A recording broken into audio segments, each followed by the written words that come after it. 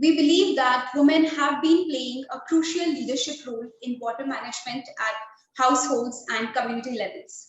Several studies have concluded that when women are brought into a lead large-scale water infrastructure and management programs, these programs are executed better. We are therefore bringing together women leaders from the water sector to discuss and identify a couple of actions that increase participation of women in leading roles in water sector. Among us, today we have 3 women leaders from the academia and institution, Professor Ligy, Shannon, Olsson, and Sneha Singh. And we also have 4 business leaders with us today, Rajul, Parikh, Radha, Ramanujan, Hutoxi, Batliwala, and Divya, Gopinathan. This panel discussion will last for 40 minutes. Following this, we will have an opportunity to listen to some stories of water warriors driving impact at the grassroots level. So before we get in the discussion, I want to start with a quick round of introduction of our panelists. Just a minute. I'll just share my screen.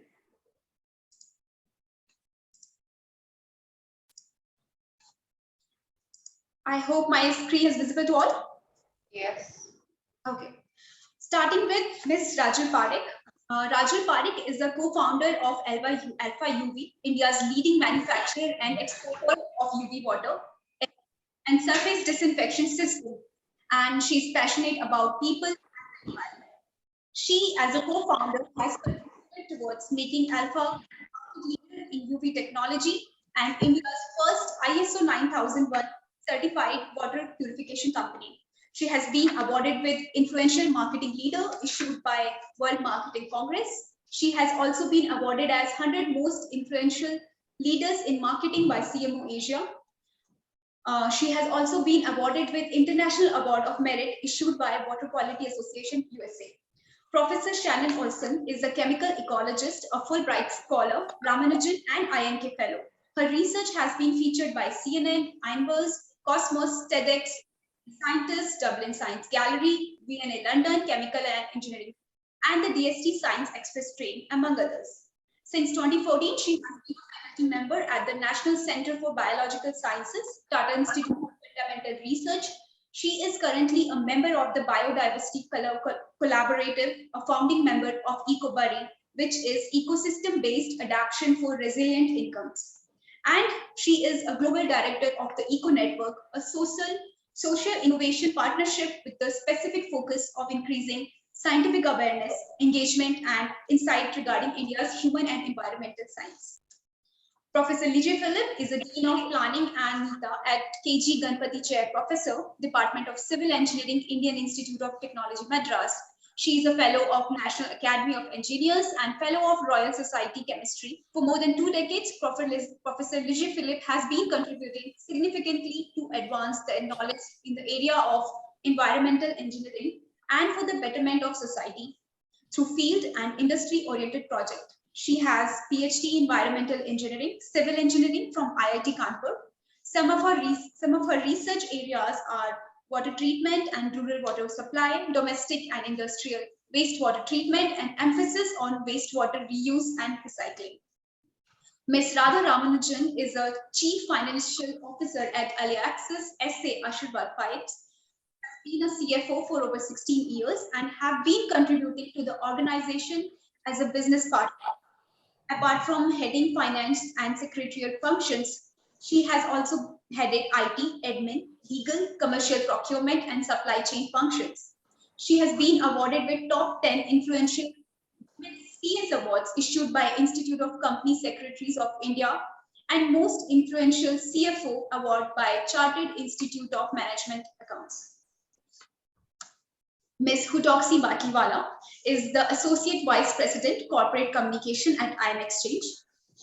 She has more than 25 years of expertise in strategic planning, FMCG, social and rural marketing, advertising, branding, internal and external communication, and CSR across various industries. She has been awarded with the most talented rural marketing profession of India by CMO Asia in 2014. Ms. Sneha Singh is a consultant under Green City Initiatives at the Center for Social and environmental innovation. She is an architect and urban planner by training.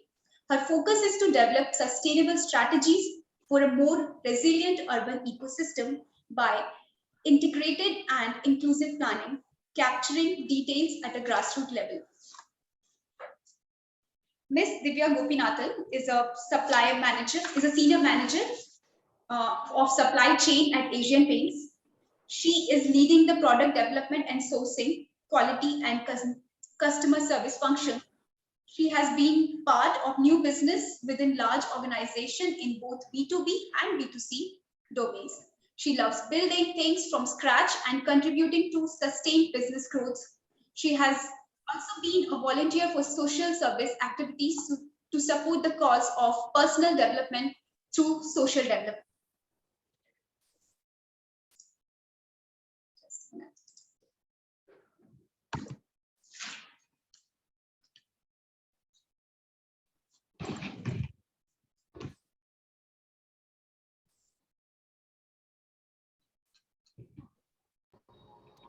Thank you, Anjali. Okay. So to all the panelists, thank you for investing your time with us this evening. We understand that many of you have a very busy schedule today on this World Water Day, attending various webinars and conferences. So thank you once again. The impact of gender inequality has severe costs and consequences for entire societies. Women and girls in more than 80% of households in India are without on-premises drinking water access, and they miss out on numerous economic and educational opportunities due to daily water collection responsibilities. Women are also underrepresented in leadership and decision-making roles, despite making up nearly half of the world's population. So here, my question is to all the panelists that what are the barriers and gender biases you have experienced while working on the water sector and how you have overcome these? We can start with Rajul.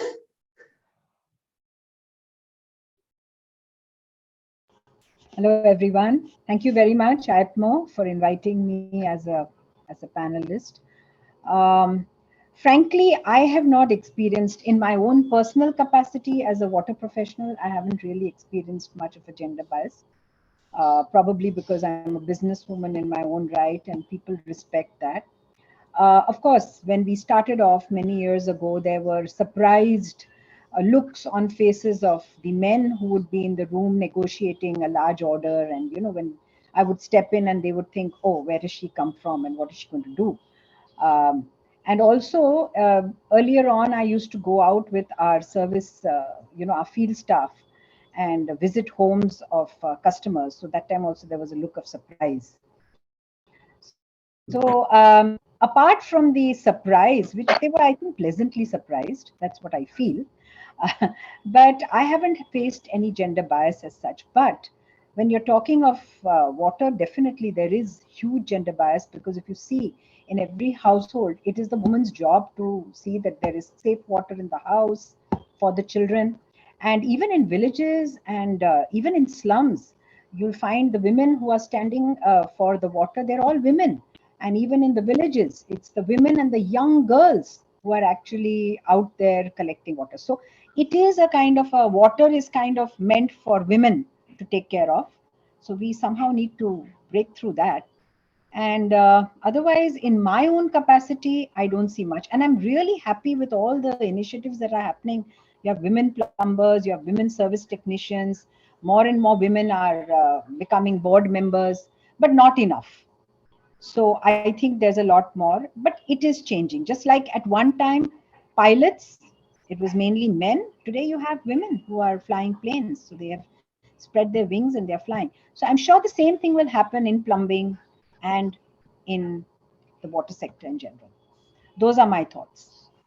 Thank you, Rajul. Thank you, Rajul.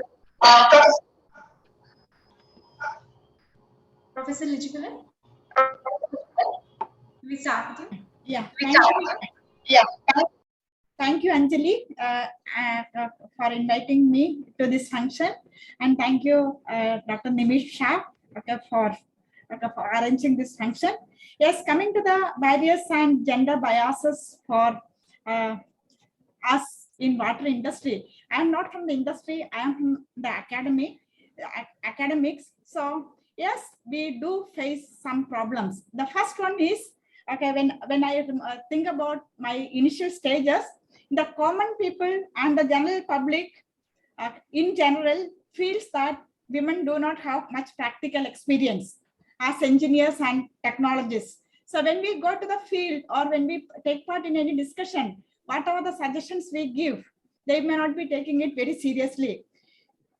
They think that problem solving skills are very less, okay, with the women. So that is the common things, especially when you are in a technological university or technological institute, etc. So that is still prevailing. So even now people think that women or girls are getting marks by just mugging up, not it is because of their intelligence and all. That thing is still prevailing in the minds of the people, at least in academic, it is visible. Then another problem, okay, we face is hearing our voice. Okay, in the initial stages, it is very difficult to make our voice heard. Okay, because maybe we are not pushing like others. Okay, so unless you are well established, okay, it is very difficult to put across our ideas and all in big committees where it is mainly dominated by male. Okay, because maximum one member may be there. Okay, or two members will be there as women in the committees. So it becomes very, very difficult because I'm there in many committees and I am the only women or woman in the committee. Okay, many government committees starting from the central government to state government and all. So that is another problem. Okay, most of the women faces. And another thing is, okay, when you are in academics, and if you want to get into the field and do the work, okay, you have to spend a lot of time, effort and all the things, because you have to spend time for teaching, research and other things. And if you want to do other things, definitely it is taxing on you, because as women, you have to take care of the family, you have to take care of the kids, and all other social responsibilities are there. So finding time and spending time for this type of activities, especially the field level activities, that is a major problem. But there is advantage also when you go with a baby in hand to the people and try to talk to them and discuss about the water problems and all. The acceptance are very, very high compared to other people. And the last point I wanted to bring is lack of networking. Being women, okay, in academics, okay, I can tell you compared to our counterpart, the networking opportunities are much less, because in the higher level technical institutes, the women faculty ratio is even now less than 10%. So you can understand the disparity. So the networking opportunities are much less. So naturally, coming up and contributing or getting acceptance is very, very difficult. I'll stop at this moment. Yeah. Thank you. Thank you, Professor. Divya, can we hear something from you on this? Yeah, hi. Hi, Anjali and Dr. Nimish and IAPMO for inviting me. Thank you for inviting me to this event. And I feel really honored to be sitting among so many accomplished women leaders. So I would like to speak about the home decor or the home renovation space, because that is the industry I come from. So I feel that there is a widely held misconception that women are good decision makers when it comes to the aesthetic aspects of a home. For example, if you look at home renovation, when it comes to the color or the furnishing, the woman is a primary decision maker. But when it comes to a thing like plumbing, it's considered as a man's forte. So I think the key to breaking this barrier is to start from the grassroots level. So just by doing a diversity hiring at the industry level, probably this cannot be addressed. But like some of the other leaders also touched upon, in the education opportunities itself, if these are viewed differently for men and women, then this bias is going to remain.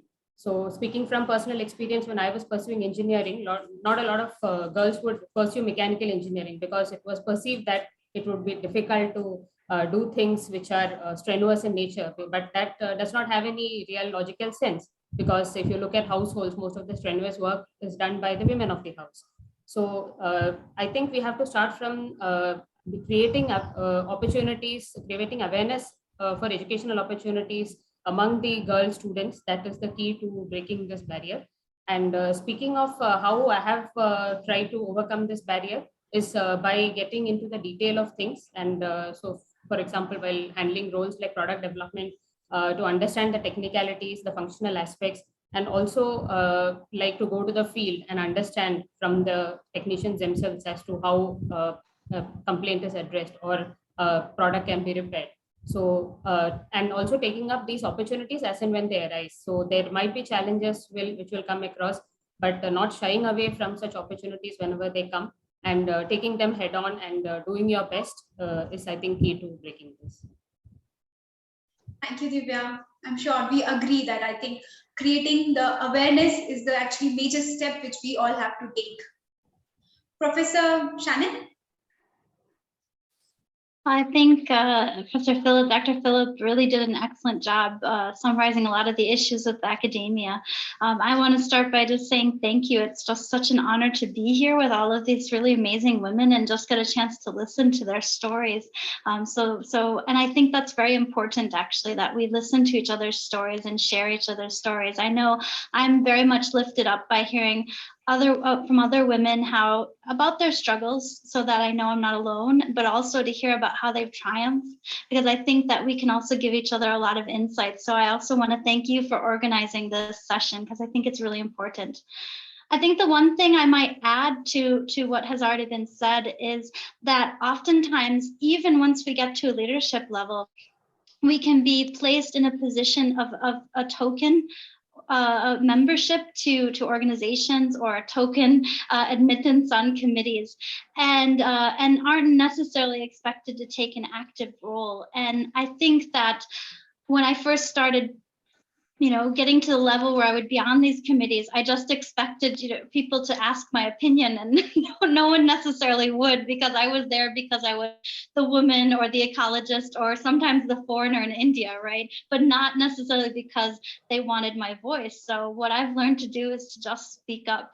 I just take that opportunity because I think of all the women that I work with across India and villages and towns who don't really have a voice, and all the young students I have who are just coming up in this world. And I realize that I have to speak for myself and I have to speak for them. So I really think that has helped me a lot to be brave and to overcome this, this fear of putting my foot in my mouth and just do it anyways, because I do it on behalf of a lot of people every time I speak, especially women. So I think it's really important to do that. And thank you very much for giving me this opportunity to listen to all these great women. Thank you, Shannon, for sharing your insights. Hutoxi, can we hear something from you? Hi, good evening, everyone, and thank you for inviting me here to this esteemed panel discussion. Well, I would like to start on a positive note. Being a communications and marketing professional from the water industry, I have not faced any barriers or gender discrimination. In fact, for a long time, my team was all women's team. So whenever we used to talk about ourselves, we used to say woman power and not man power, and this would be greatly appreciated in a predominantly male presence at various forums. So in fact, it is an advantage to be a woman in the marketing communications in the water industry. However, I cannot say the same about my rural experience, because in the rural sector, you find that 99%, most of the policy and decision makers, as well as across sectors, whether it's government or local bodies or community leaders and even NGOs, are predominantly men who run them. And when a woman, as a woman, when you approach them, it is they who become intimidated by the woman, and they do not know how to,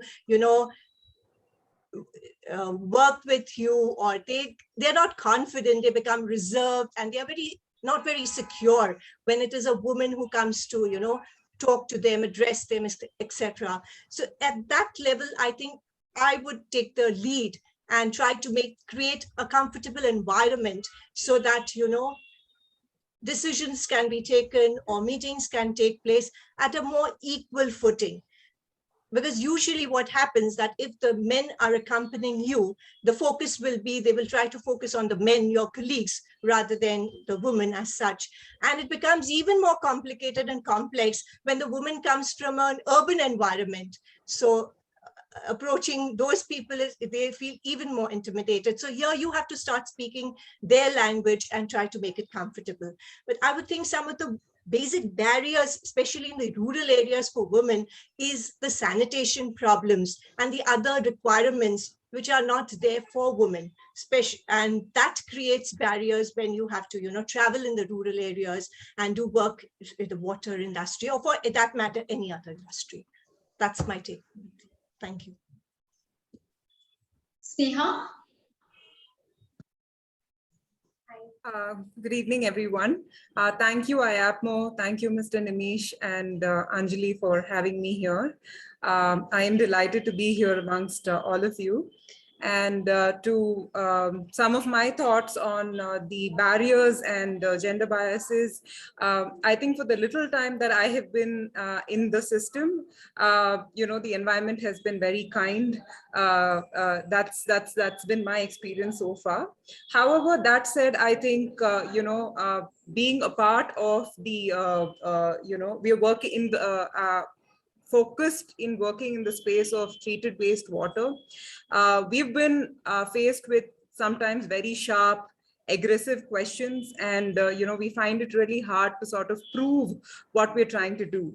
That step itself, and then that creates a lot of doubt about whether we are doing the right thing or no.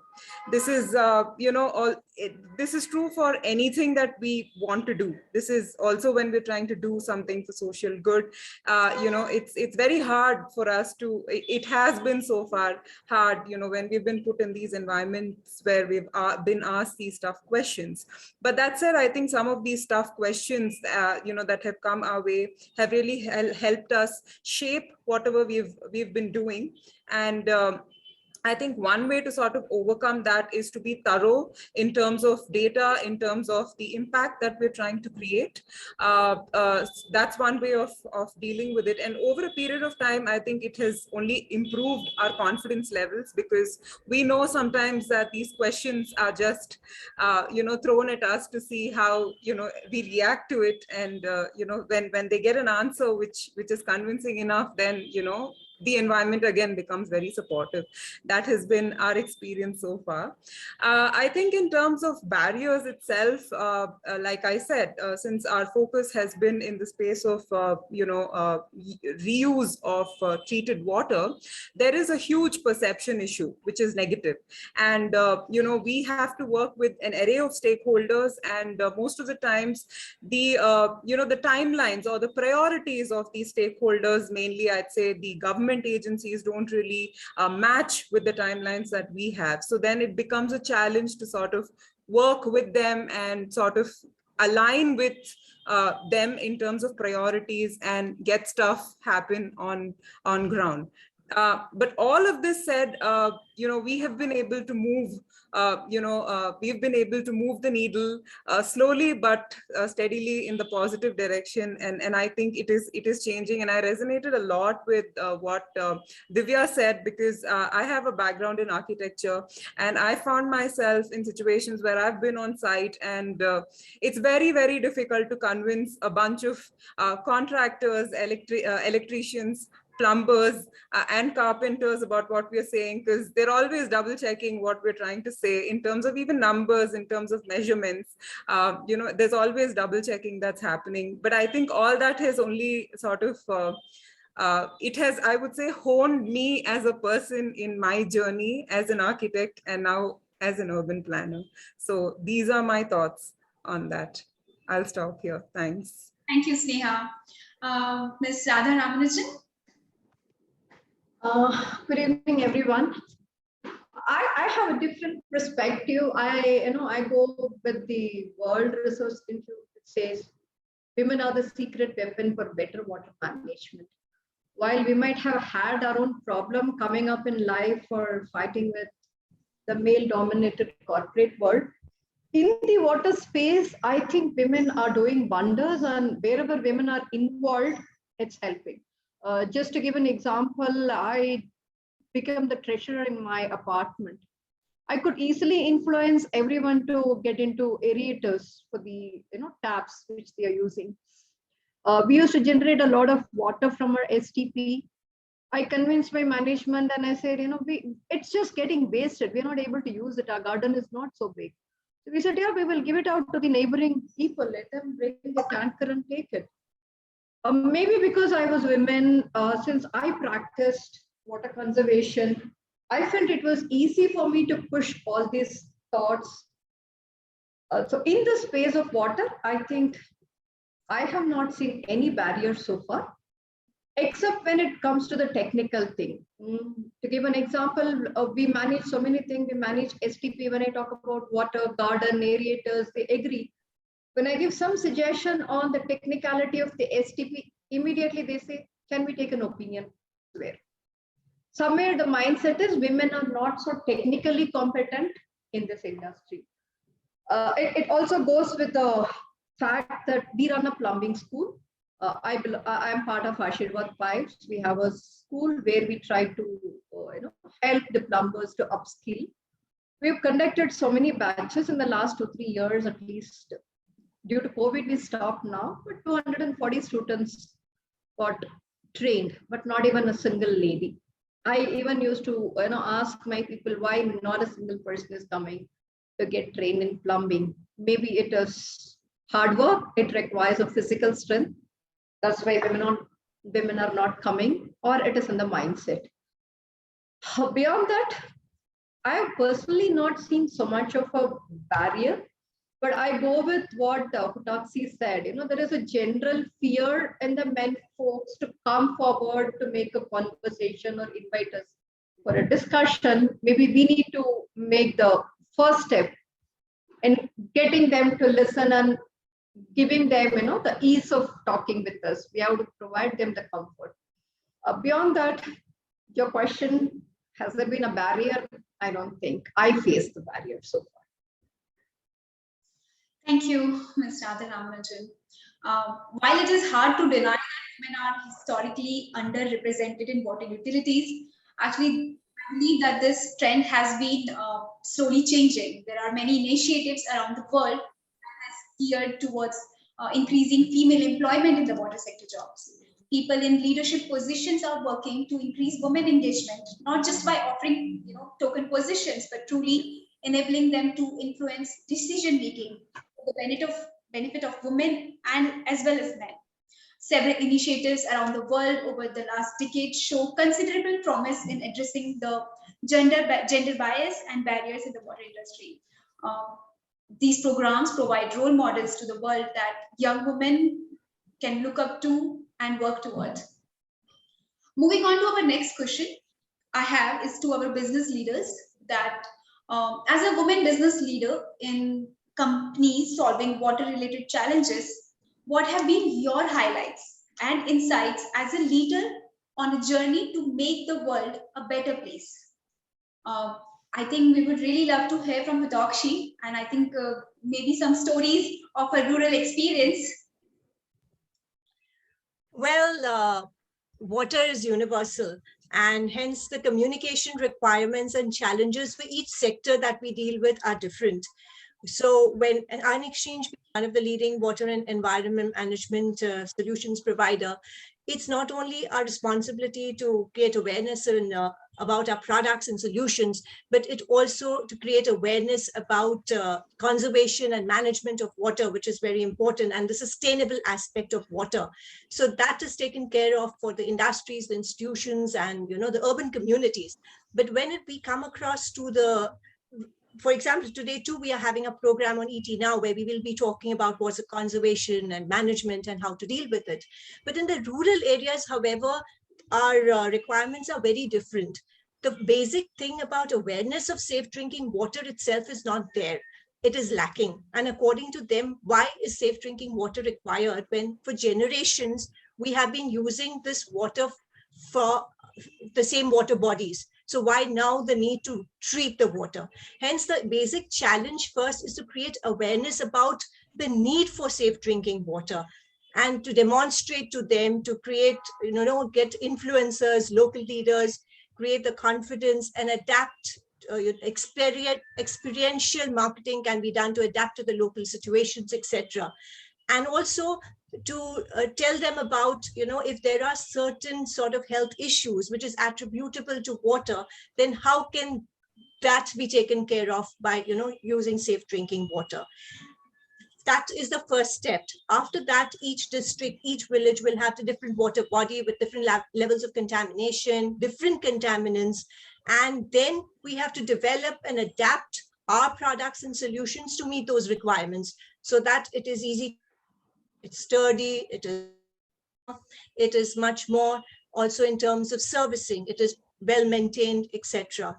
After that barrier is passed, then once it is installed, servicing and monitoring is very essential. And here too, the woman can play a very important role, because to see to it that whatever we are putting in it, if we developed the woman within the community to work on the servicing and the monitoring aspect of it, because this should not be misused. Many a times you find that whatever, you have been kept is either tampered with, it is misused, it is not working properly. So it is not serving the purpose for which you have undertaken the whole process.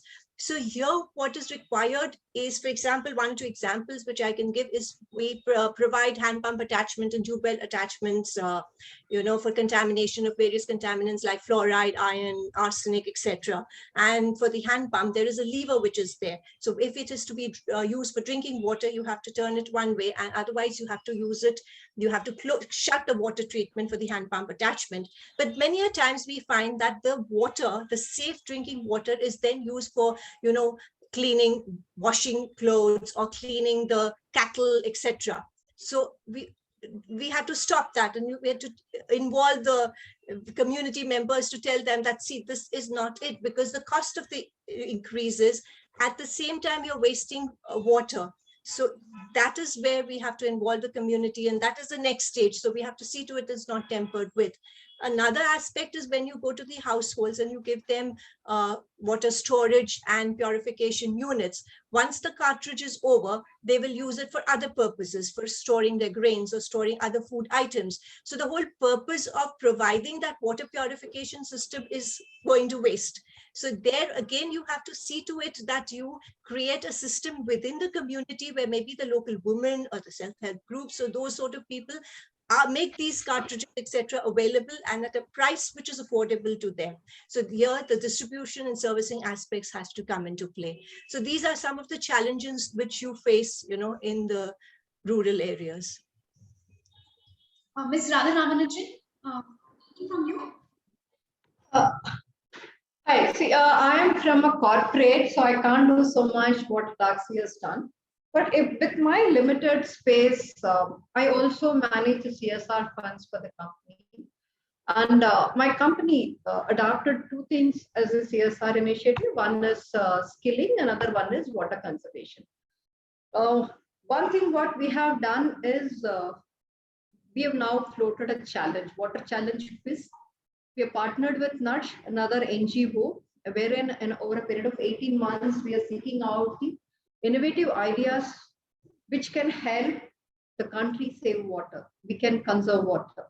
So we have announced a huge prize money, 2.5 crore is the prize money which we have announced, and we have also announced that we will provide those who are coming with creative ideas.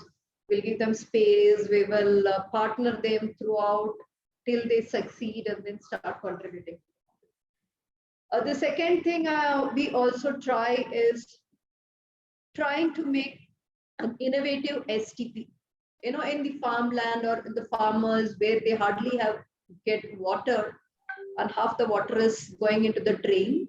How can we make a very compact, 25,000 rupees STP, which they can use it, and one side you generate a manure, another side the treated water is available for your garden and other things. So these are the big initiative which we are doing as a company side, and I am very happy to say a part of a CSR team, I am driving this initiative. And from a personal side also, while I may say I take care of my society, we try to ensure, we've closed all the taps in the basements. Nobody can wash the car other than on a Sunday, and that also through cameras we've monitored. Only 1 bucket of water is given for car washing.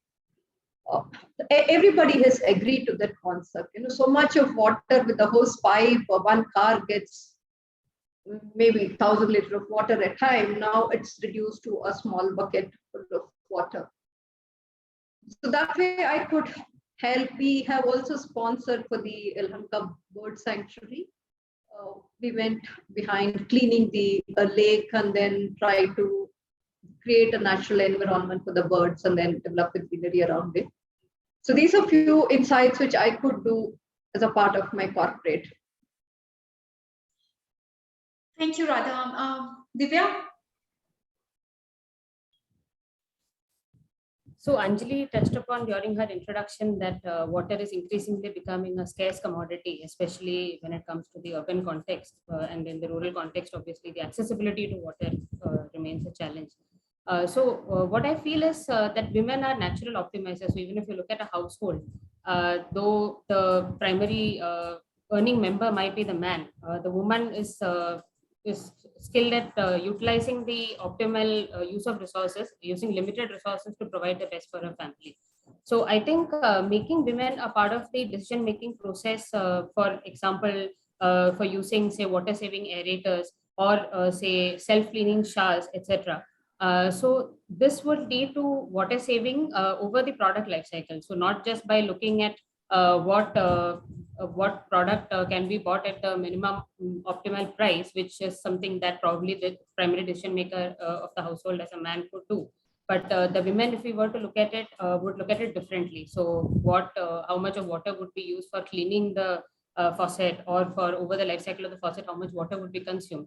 So we have tried to shift that narrative from a product that looks good to a product that actually understands you and can help you use it better over the entire life cycle of the product by using the minimal or optimal resources of water and other cleaning related products.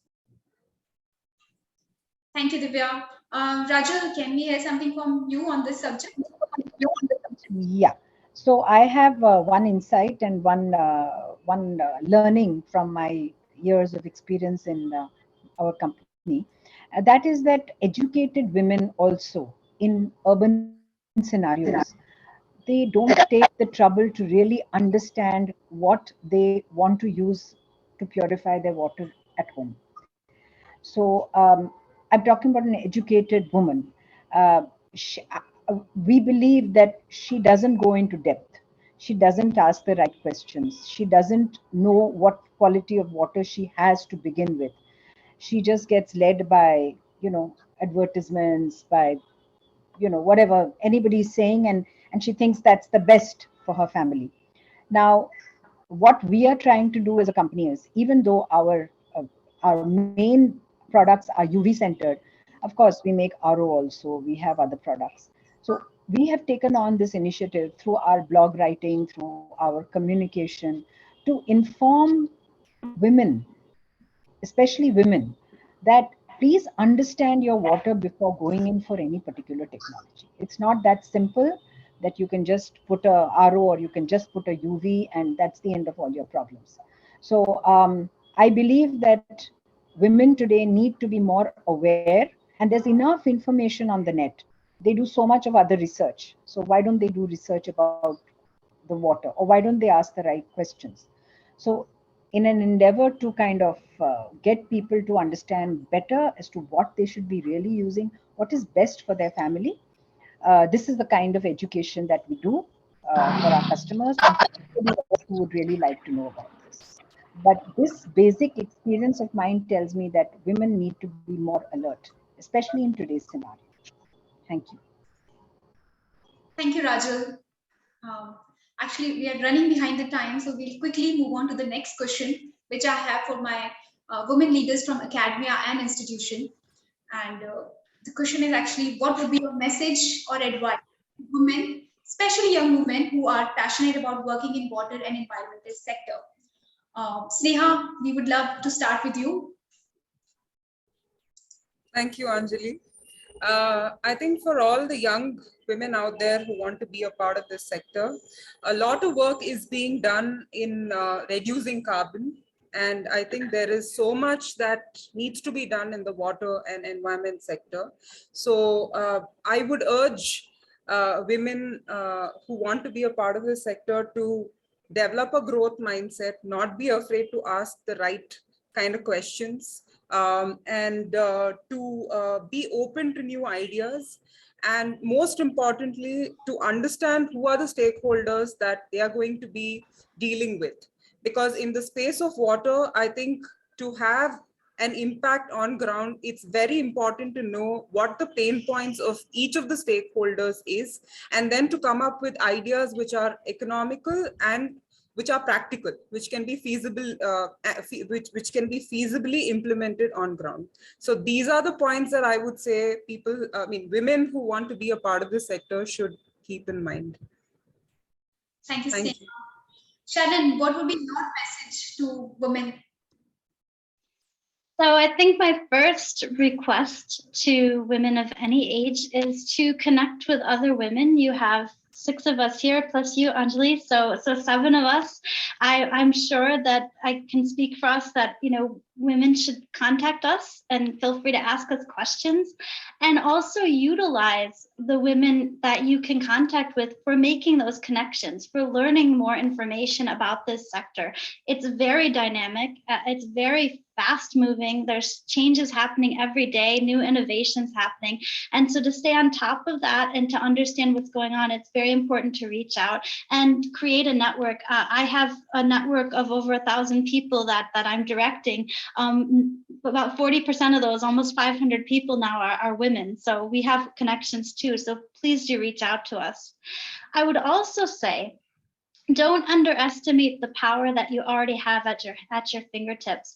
Much of the efforts that need to take place regarding water in India and actually globally are issues that need to be taken locally. And there is not a single locality in this country that does not have a water issue to deal with of some sort or another. And there's a lot that can be done just in your community, just in your school or your college or your local panchayat, that can be done by you at no matter what your age is. And you have a lot of power to rally your family members, your friends, your community together, and to actually take action. And please do reach out to us to learn better ways of doing that. And I know I would be happy to help. If I can't help you, I know some really smart person who can. So that would be my advice. Thank you, Shannon. Professor Ligy Philip, I'm sure you are already actually motivating a lot of young women to get into water and environment sector, but a message from you. So what I do is I show them through example. Okay, first I take them to some villages or slum area or many other places where a lot of problems are there. So they will be able to see that one, and I'll make opportunity for them to interact with the beneficiaries and the people there. And once that is done, they'll get an idea about what is the field conditions, because they will be always engrossed in high-end research and other academic activities. So once it is done, then share share to them about the field experiences and success stories. Okay, that will give them an idea about what is the opportunities existing in this field, and make them understand that there are a lot of opportunities and sky is the limit. If others can do, they can do much better. So that is the message I'll be giving to them. Thank you, Professor Ligy. What actually I believe personally is that water impacts everyone, and it is essential for life. Working in water provides pride and gratitude because we are working on a resource that is important for our present and future. And I think putting the word out to students and young minds that there is an alternative career and educating them that water jobs can also be stable in this, I think, is the key to influencing change. Okay, I think I had one more question, but as we are running behind the time, I think we'll just skip it. Well, I would say let's move on to the next segment, where we are felicitating grassroots women water warriors. Okay, so breaking gender stereotypes, Bhavya Sharma is country's first female RO technician. Bhavya decided to walk a path that no other woman in India has taken so far. and she's breaking the barriers every day in a male-dominated profession. Bhavya Sharma works with home services company, urban company, and was recently trained by IAPMO India, water purifier technician. She has no technical background, experience, but she did have basic principles, and she's trained and certified technician, and the training has enhanced, shaped her. साथ में भाग्या आपका welcome करती हूँ। आप सुन रही हैं भाग्या? हाँ ma'am, नमस्ते ma'am, thank you. Actually really और actually thank you आप हमारे साथ जुड़े। I think सबसे पहले मैं आपसे एक सवाल पूछना चाहूंगी कि आपने इस फील्ड को क्यों चूज किया? मैडम, मेरे लास्ट ईयर में मेरे हस्बैंड का डेथ हुआ था। उस टाइम मैं हाउस वाइफ थी, मेरे को करने के लिए कुछ था नहीं। तो मेरा हस्बैंड प्रीवियस से अर्बन कंपनी में काम करते थे as a senior water purifier technician के। तो मैंने उनसे देखा था, करते हुए देखा था, तो मुझे लगा कि उस पैंडेमिक टाइम में, उस टाइम कोविड चल रहा था, लॉकडाउन भी था, तो पैंडेमिक टाइम में मुझे काम भी कहीं मिलेगा नहीं और मेरा डिग्री भी कंप्लीट नहीं था। सो मेरे को बेसिक सैलरी मिलता 15 से 20 हजार, उसमें मेरे घर भी चलाना था, मेरे बेटी भी थे, मुझे पढ़ाना भी था। तो मैंने डिसाइड किया मैं अर्बन कंपनी में मतलब वाटर प्यूरिफायर टेक्नीशियन जैसे काम करूंगी। घर में बताया तो सब लोगों ने मना किया, क्योंकि सब मेल्स ही है, फीमेल तो अकेले कैसे जाएगी आएगी, किसी का घर में जाना। लगा मेरा घर मुझे पालना है तो मुझे काम करना है। तो डिसाइड किया, तो मैंने अर्बन कंपनी से बात किया, उन्होंने सपोर्ट किया, तो ज्वाइन कर लिया। Bhavya, आप बहुत strong हो and I think kudos to you and your spirit. Seriously, I mean, I think we will just. I think मैं next question आपसे पूछना चाहूंगी भाभा। आपने recently IAPMO की ट्रेनिंग ली है, तो आप बताओगे कि आपका एक्सपीरियंस कैसा है ट्रेनिंग के बाद? मतलब क्या फर्क है आपके काम में ट्रेनिंग के बाद और ट्रेनिंग से पहले जो था? ट्रेनिंग से पहले मुझे प्रैक्टिकली सारे काम करना आता था, लेकिन ट्रेनिंग के बाद मुझे मतलब इतना पता था, सिर्फ प्यूरिफायर है, उसमें खराबी क्या है, उसमें ठीक करना क्या, ये पता था। IAPMO में ट्रेनिंग लेने के बाद मुझे प्यूरिफायर कहाँ से आया, क्यों आया, कौन सी फिल्टर क्या काम करेगा, ऐसे थियरी मुझे पता लगा। इससे मैं कस्टमर को भी एजुकेट कर सकती हूँ। थैंक यू भाभा, आप आई थिंक हम सभी के लिए एक इंस्पिरेशन हो, and I think we all want to say that we are actually really very proud of you. I think आप बाहर हो अभी, आई थिंक ट्रैफिक में है, बट हाँ ma'am, thank you for joining us. Thank you ma'am. Can I ask Bhavya one question? Bhavya जी, मैं आपको एक सवाल पूछ लीजिएगा मैडम। छोटा सा सवाल, लोगों का क्या इम्पैक्ट होता है, क्या इम्प्रेशन होता है? What is the impression? I mean, what is the first impression that you get when you enter as a lady service technician? Madam, शुरुआत में सब लोग मतलब ये देख के हैरान हो गए थे, आप लेडी टेक्नीशियन हो, आप करोगे क्या, कर पाओगे क्या, खराब तो नहीं कर दोगे। पहले यही था, जहाँ पे लेडीज होते थे वो लोग मुझे सपोर्ट करते थे। अब तो कहीं भी नहीं बचा लेडीज के, सब जगह लेडीज आ गए, ऐसे वो लोग सपोर्ट करते थे। जहाँ पे मेल्स होते थे ना, वो लोग कर लोगे क्या। फिर मेरा काम देखने के बाद उन्होंने अप्रिशिएट किया था, क्योंकि RO वॉल माउंटेड होता है, 20 से 25 किलो होता है, उसको उतारना फिर वापस हैंग करना आसान बात नहीं होता। तो देख के हैरान हो रहे थे, उसके बाद देख के शक होता था उनको, करोगे नहीं करोगे। करने के बाद उन्होंने अप्रिशिएट किया, तो अब अच्छा लगता है, प्राउड फील होता है। Big round of applause for you. Seriously, Bhavya. Thank you. Thank you. I think now we move on to our next woman water warrior. I think let's just close your eyes and picture a plumber. I'm sure you are probably envisioning a man, and that image is partly accurate because plumbing is still a very much a man's world. But today, I would like to introduce Ricky Mehto, who is Water Management and Plumbing Skill Council certified women plumber. She has a zeal to break stereotypes, and she has decided that women too can work in plumbing. She She entered in India Skills 2021 finals and won a gold at the regional. She was also awarded with Vision of Women Award for her amazing achievement by India. I welcome Mehto in today's session. Thank you so much, ma'am. Good evening, everyone. First of all, thank you so much, IMPO, for inviting me in this event.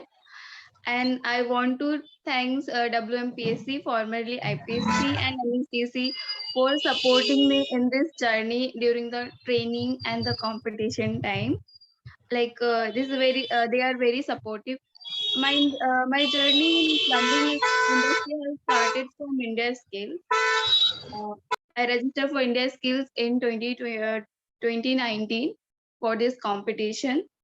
And then I got so much of interest in this plumbing sector. Although I'm a civil engineer, so I went in this plumbing sector. I learned from YouTube, and then I got some training from my institute and WMPSC for this plumbing sector. Plumbing sector has predominantly male dominated. There are hardly any women in this sector. But from my experience, I can say that like this plumbing sector is very supportive for females. Only we need to step in, come forward, and take these opportunities for our future. We must break this mold and create a new way to think for society to think women in this trade and start this cycle. And I'm very happy to share that I'm a WMPSC team as core competition team as an ambassador, and now I am preparing for selection process into Shanghai 2022 skills world skills uh, along with two other candidates. After the selection process, one candidate will go and represent our country in Shanghai 2022. So my goal is to represent our country in Shanghai and female in Shanghai. Thank you so much. Ricky, I just actually wanted to ask, when did you decide to get into this field and why choose plumbing? Actually, ma'am, there is strong connection between a woman or a water. Yes. So yeah, so during the registration process of India Skills, I was the only candidate in our college actually who registered for this skill. I was asking my friends, female friends also, ki, why you are not going in this skills? Like this skill is also good, and they are like this skill is not recognized that much, and so much strength they need, physical work and everything. And I was like keen interest in this, so I decided to go in this sector. Firstly, it was new for me as a civil engineer. It was not included in my course, but I get trained in my college, and I got just like so much interest toward this, like how we can save water, and how I want to break that stereotype first. Ki, why not women? Like we can do everything from kitchen to space, where everywhere. So why not in plumbing sector? And it's like if there is a female plumber, it's also safe. Like some kind of mind, there is a mindset ki if there are women in our home, it's good for them if female plumber will come and fix their problems. So why there is no female plumber in our surrounding everywhere? I can't find any plumbers like female plumbers. So I decided to go there. I want to encourage more and more girls to come in this sector, and I want to become a trainer to train other women to become a plumber, like a good skill plumber. That's why. Thank you, Rinki. I also have one more question. Actually, you recently, I think last year, you participated in Skill India 2021, and I think you were the only female, I think, in that competition in the plumbing sector, right? Yes, yes. What was your experience, and what was the views your teammates had or the competitors had, and you won gold in that, right? Yes, ma'am. Actually, my competitors they're like so she can't do. She is not physically so much strong, and she is not from plumbing domain also. so I can easily let them win this competition. One, I remember after the announcement that I got a gold, one candidate was like, she can't get a gold. Like, उसने अच्छा नहीं किया. How she is a female, then how she get a gold in this sector, like plumbing. So it's very challenging for me on that time to convince them it's my ability. That's why I'm here. That's what I achieved. But sometimes it's like, I mean, it was hard for me on that time. But industry and IPSC was very supportive. They give me training. There are no gender bias at all for me. Like, okay, they're supporting like a female, male. There is not such thing. So, I think very nice. I think Rinki, you will do the wonders. And really thank you for joining the event today. I know you are very busy with your training for World Skills, and we are really proud of you, and all the very best for your World Skills competition and for your future. Thank you so much. thank you so much, ma'am. Thank you so much. I think we are just finishing right on the time. It was well, it was a Anjali, just one sentence to both these very, very inspiring women.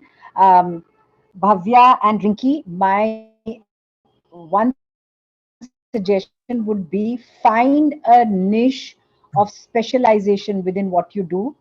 Do something different and do something more than what the others are doing in your field, and create a niche for yourself and be a trailblazer there. Yes, ma'am. Thank you so much. Thank you, ma'am. Thank you, Rajul. Okay, so it was pleasure interacting with this esteemed panel of this drawn from and industry. Bhavya, I'll just put you on mute. I take this opportunity to thank all the women achievers from academia and industry for joining this panel and inspiring us with their thoughts and stories. Thank you, Professor Ligy, Shannon, Rajul, Hutoxi, Divya, Gopinathan, Radha, Ramanujan, and Sneha Singh. I again wish to thank our partners, Water Quality India Association, Water Management Plumbing Skill Council, Shri Vinay Gupta and Mr. R.K. Somani. R.K. Somani ji, are you still here on the panel? Actually, we would love to hear, I think, a line from you, if you're here.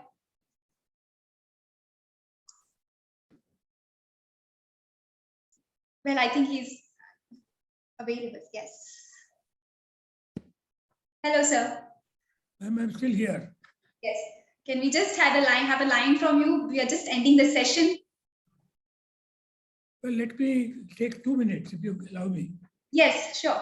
It was some 8-10 years ago in Cochin, as Indian Plumbing Council, Indian Plumbing Association was having its conference. And I was a speaker there. And I said at that time, in my lifetime, I want to see women as plumbers. At that point of time, there was not a single plumber, lady plumber in India. And everybody laughed at me. I said, look, if they can fly planes, they can run a locomotive, trains, they are capable of doing anything. So we must give them an opportunity so that they come up in life. And while I'm still alive, I've seen quite a few women who are now in plumbing. And one of my competitors in sanitary ware got 25 girls trained for after-sales service and marketing. So we are going ahead, and because of our good work that we have done, we have added water management to the company's name. From IPSC it become WMPSC, and I for one are very, very interested in getting women to come up in their life. And let me tell you, out of about 200 people working in my Gurgaon office, 39% are women. And there is no gender bias. I don't permit all that. Thank you very much. Thank you, Somani ji. Thank you very much. I also would like to thank our partner, Center for Social Environment and Innovation, in their partnership and help in design and organization of this panel. I wish to thank Bhavya Sharma and Team Urban Company and Rinki Mehto and team of Water Management Plumbing Skill Council for bringing to life examples of grassroots level women water stewards and making this program interesting. Thanks to the audience for participating. We will be uploading this session on the YouTube and we promise to continue this journey. So on the occasion of World Water Day, I'm ending this session with a quote by Dalai Lama. It goes as, every human should have the idea of taking care of the environment, of nature, of water. So using too much or wasting water should have some kind of feeling or sense of concern, some sort of responsibility, and with that, a sense of discipline. Thank you everyone for joining. You have a good evening. Thank you. Thank you. Thank you, Anjali. Bye. Great job. Well done. Thanks, Anjali. Good job. Closed on time. Bye. Thank you, everyone. Thank you. It was wonderful to listen Thank to you, you. everyone. Thank you everyone. Thank you, Anjali. Thanks, Anjali. Thank you Thanks, for Mr. breaking the Nimish. barrier and having a program on women and water. Yes. Thank you.